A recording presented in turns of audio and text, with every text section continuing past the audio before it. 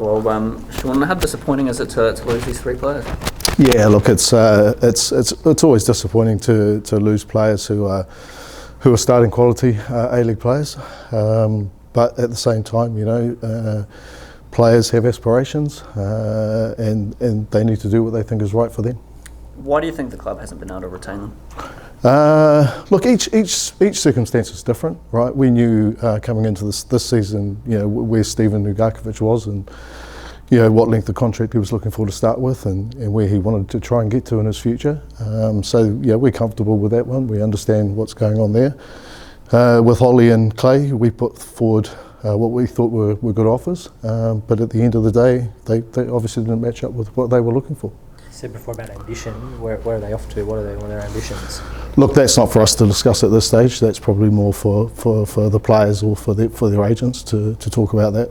So we won't comment any further on where they're going to from here. Just on Ollie, because he has spent so long at the club, do you sort of shake hands and go, fair knock, good service, thanks very much, or is it harder? No, look, as with everything, I think all walks of business and life, you never want to burn a bridge with anyone, right? It's a smaller pool of players that are in the Australian market. So at some stage these players might come back. So we will shake their hands. Wish them all the very best and focus on the rest of the season.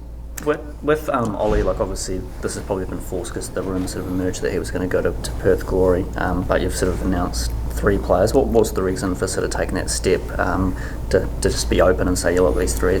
Yeah, look, once the noise starts going out there on social media and Twitter, and again, as I say, it's a small market. Everyone sort of knows everybody, and there's only a few agents, right? So noise eventually comes. So we just thought, off the back of what had sort of come out this week in the Twitter sphere and through other social media channels, that it was the right time to sort of put a line through those 3 players. How hard is it for you as the director of football when the coach is off contract? Are the players saying, well, we need to decide our future because we don't know what the coach is doing? Does that have an influence? Yes and no.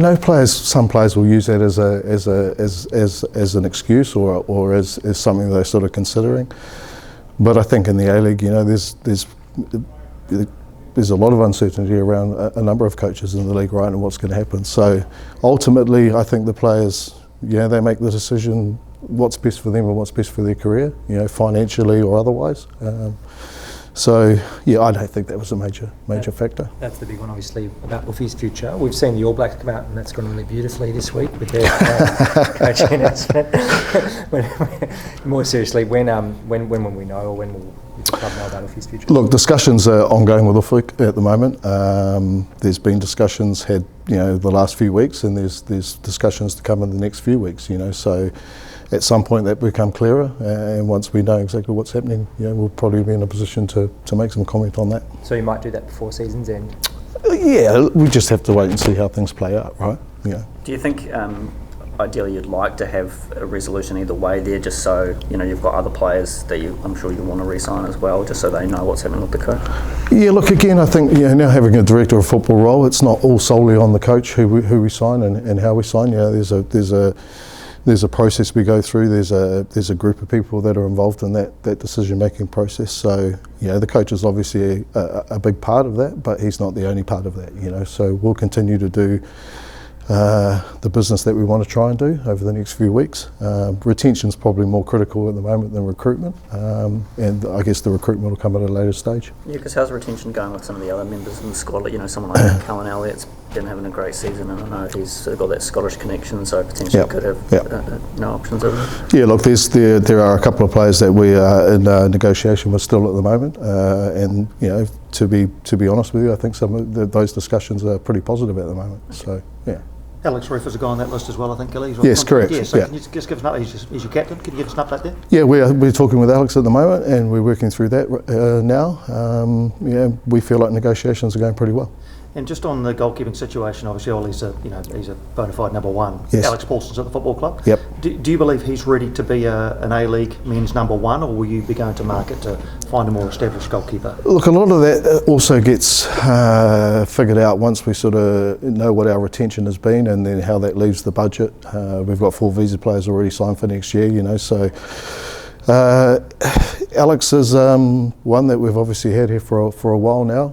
I guess the hard thing for a guy like Alex is he just doesn't get to play enough football, right? So it's really hard to make that call straight off the bat, you know. But he's definitely one that we'll consider as a number one or alongside somebody else, you know. And the good thing for Alex is he's going to get he's got a call up to the 23s, so we'll get to see him play against China hopefully at least once, maybe twice. And the Central League season starts, you know, so hopefully with scheduling matching up, you know, we might be able to get him a few games in there to get some football under his belt. So you're not going to chuck these 3 in the freezer? They're going to keep playing? You can't do that, right? I mean, at the end of the day, what are we sitting 5th on the table, 4th on the table, you know, a win tomorrow, and, you know, other results, and potentially we push ourselves further up the table. So at the end of the day, these guys are contracted to us till the 30th of June. They're professional athletes, they've got aspirations, you know, they've got aspirations to win football games. So there's no putting a guy out to pasture because he's not going to be here next year.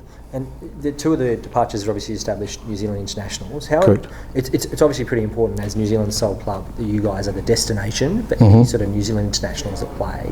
I mean, how do you maintain that reputation if you've got the best New Zealand internationals playing in Australia, elsewhere, whatever? Is that a blow for fans, especially? You'd love to see Kiwis here. No, to be honest with you, I think that's probably a credit to the work we're doing here, right? If those 2 players do end up in Australia, you know, that means they've gone to Australia. Well, Ollie's a little bit different because he does have the Australian passport. Clay's only got a New Zealand passport, and if he does get picked up by a club in the A-League, then, you know, that's a good thing, right? He's gone there as a visa player, so it probably shows the strength and the development of football players in New Zealand that, you know, more of these guys now are being considered as options for Australian clubs. I probably didn't word that correctly. How important is it that Wellington Phoenix remains the sort of destination of choice for New Zealand internationals? Yeah, look, it's important to us, and it's something we always strive to try and keep the best New Zealand players we can. But as I said right at the beginning, you know, these guys have aspirations, they have families, they have other things that they need to factor into their lives as well, and it's not always going to be the case that we are able to keep them. But, you know, that means there's another group of players that come through, there's other players, New Zealand players overseas that we keep tabs on, you know, and some of these guys might come back. So one door closes and another door opens. Is Clayton going to be quite a hard player to replace? You mentioned you've got one import. Yeah, I mean, obviously don't know what's going to happen with Yarn, but you potentially might have one only import spot left for next season to play with. But if you look at the All Whites, you know, some of the other central midfielders are, you know, young guys playing in good clubs in Europe. So I guess it might be quite hard to sign a Joe Bell or a Marco Stamenic. So yeah, how hard is it going to be to replace Clayton with a local player? Yeah, it's always hard, right? It's always very, very hard, particularly, I guess, for us with the Australian market. You know, there's probably a bit of a premium we have to play, like the Warriors, you know, like the Breakers, for Australian players coming in here. So, yeah, he's not going to be an easy player to replace, but, you know, we'll do our due diligence and we'll find somebody to come in there. Women's program, will you switch lanes? How do you assess? Obviously, a few games to go, but you're not going to play finals, and, you know, looking like it's going to be a fight to avoid the wooden spoon. How do you assess the season so far? Yeah, look, it's been a tough one. I think if we go all the way back to the very start of it, you know, there were some late decisions made around coaching staff. There were late decisions made around players coming in. You know, not all of that was in our control. So they had I would say, a very disjointed pre-season, and I think what we're seeing now is a team that is making strides, is developing. You know, last year they were probably losing games, you know, 3 or 4-0 at times.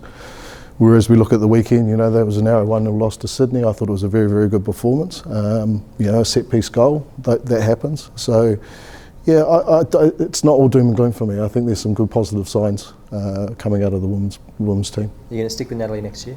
Again, that's a process we're going through at the moment. There's been no final decisions made on that. You know, we continue to talk to her, continue to talk as a club about what's best for the women's program going forward. Do you need to get more aggressive with player recruitment? I remember there was a bit of a match, I think it was after 5 rounds, Western Sydney, Wellington here, both played without a point, and I think you came away with a draw. Western Sydney have kicked on because they signed the Philippines international striker. Correct, whereas, you know, haven't seen that same level of investment. Is that something that you want to do next year? Yeah, look, a lot of the stuff is also tied up in regulations that we are playing under at the moment in terms of the squad composition and things like that. So we're in constant dialogue with APL and via APL into Football Australia about the composition of that squad next year. Sorry, what does that mean? So at the moment, there's some sort of restrictions on who we can and who we can't sign in terms of Australian versus New Zealanders, and then how that impacts on visa players and stuff like that. So, there's some work we're doing in that space. We have some ideas about what we'd like to see, which may allow us to sign some visa players, which I think will give a little bit more quality into the team, which is obviously important. But we've also got a World Cup here coming up, right? And we've got a whole lot of Ferns players that will be back here. We've got some Ferns players in the environment at the moment. Talking to the players, they love love the facility here. They love the environment, and a lot of them are actually like the idea of playing back in New Zealand, right? So some doors might open there post that World Cup, where we get to have some conversations with some of these players. I think last season, the team wasn't able to sort of make any re-signings, and it's unique because the season's much shorter. Yeah.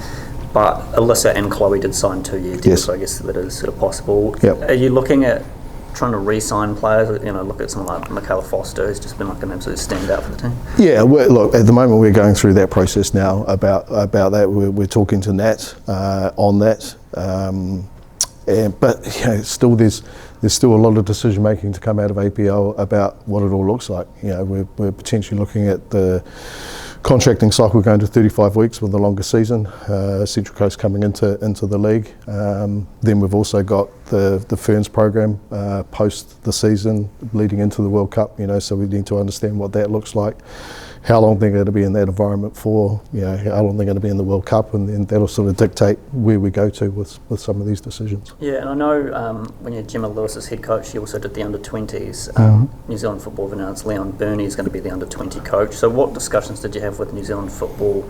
Did anyone have at the club around that sort of under-20 job? And previously that was juggled with sort of the Phoenix job.